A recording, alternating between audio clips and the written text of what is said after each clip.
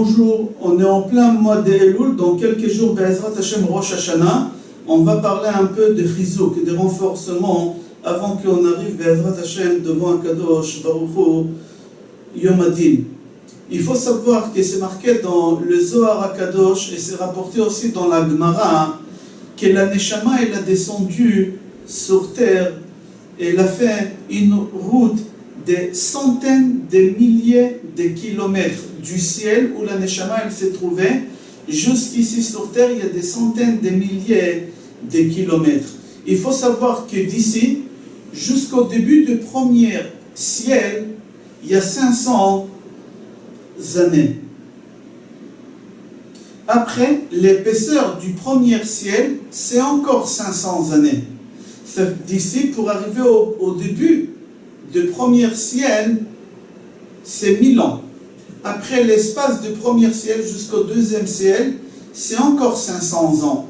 Après l'épaisseur du deuxième ciel, c'est encore 500 ans, encore 1000 ans.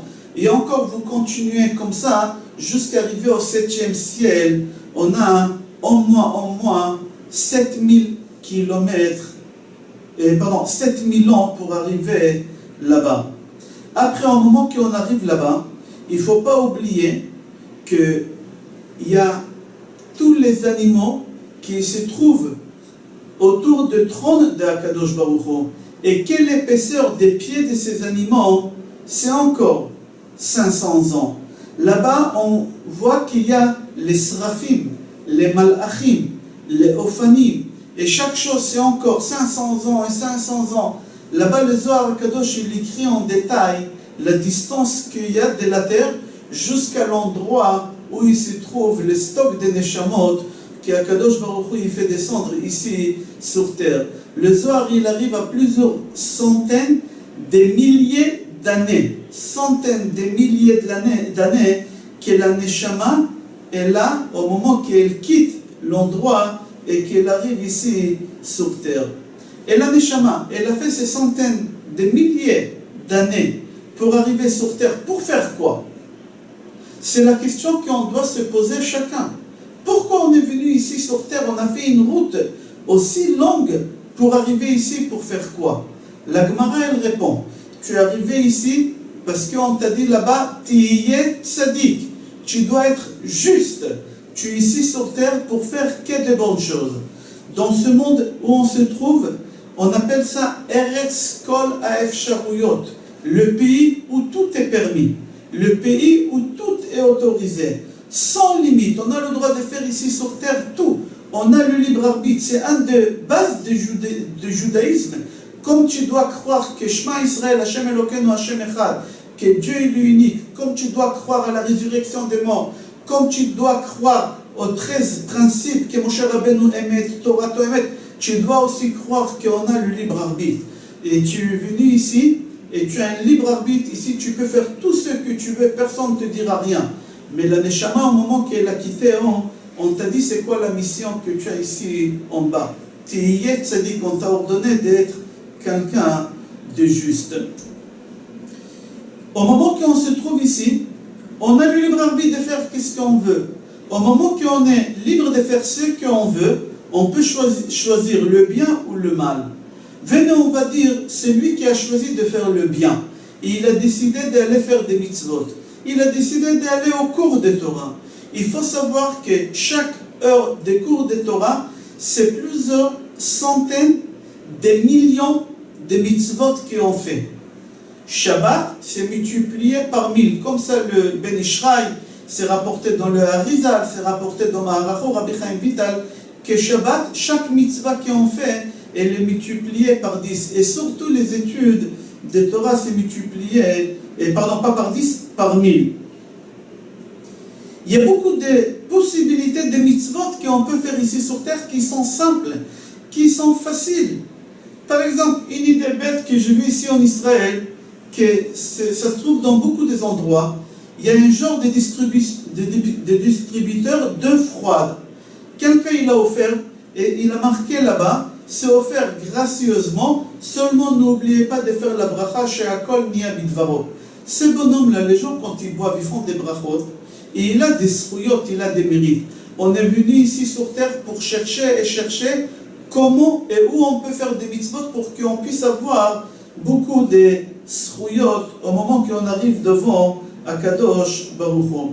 Chafetz Chaim dit, après que l'homme il a fini sa mission ici sur terre, après ses 120 ans, il retourne tous ces centaines de milliers d'années pour retrouver l'endroit où il a quitté pour arriver devant Akadosh Baruch Hu. Et tu dépasses tous les ciels, tu dépasses tous les anges, tu dépasses tous les épaisseurs qu'on a dit. Et à la fin, tu arrives à l'endroit où c'est prévu que tu arrives. Qui t'attend là-bas? Chafetz Chaim, il dit comme ça, Abba, ton père, Ima, ta maman, Saba, Sarta, tes grands-parents, tes oncles, tes frères, tes sœurs, ta femme, tes enfants, tes gendres, tes belles-filles, toute ta famille, tous tes proches arrivent là-bas et ils t'attendent là-bas. Et au moment où tu arrives, ils te posent la question, où tu étais? Et quand tu leur dis, j'étais dans le pays où tout est autorisé, tout est permis, ils vont te dire, alors qu'est-ce que tu as pu rapporter de là-bas? Qu'est-ce que tu vas leur répondre? Qu'est-ce que tu vas leur répondre? Il faut savoir c'est quoi l'enfer. On parle de l'enfer et des paradis. C'est quoi l'enfer? L'enfer, c'est pas du feu.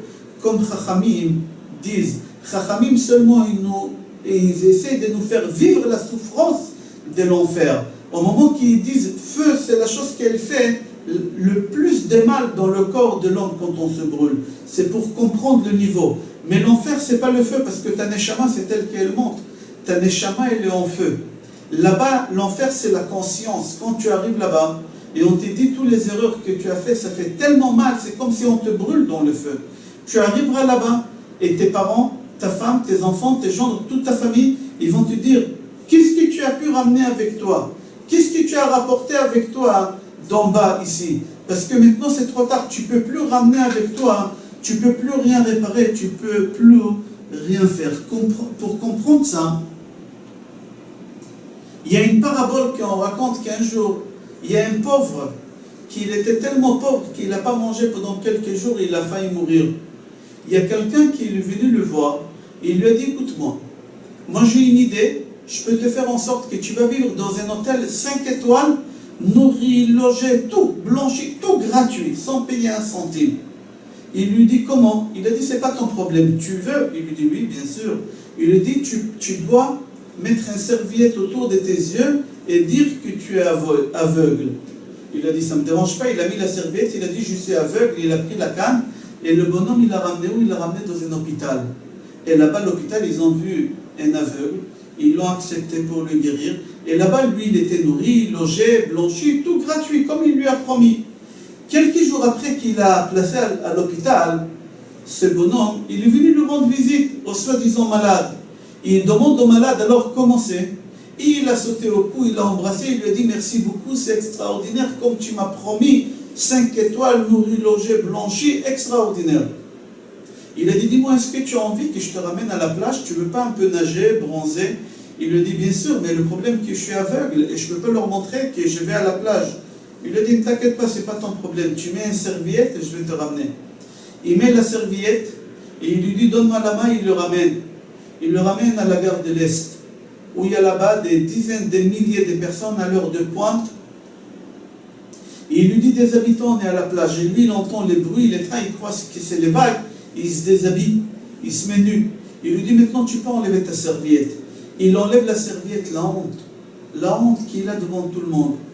L'histoire, elle fait rire, mais en réalité, c'est nous. Ici sur terre, il y a le Satan qui vient, le Yetzer Hara. Il nous dit, tu veux un hôtel 5 étoiles, tu veux avoir la belle vie, tu veux avoir la qualité de vie. Moi, je paye cash, en espèces, tout de suite. Sur terre, ici, tu vas profiter. Le Yetzer Hara, le Yetzer Tov, il te dit, fais des mitzvot, tu seras payé, mais dans le monde futur. Il y a une différence entre le Yetzer Tov et le Yetzer Hara. Le Yetzer Tov, il paye avec un chèque antidaté.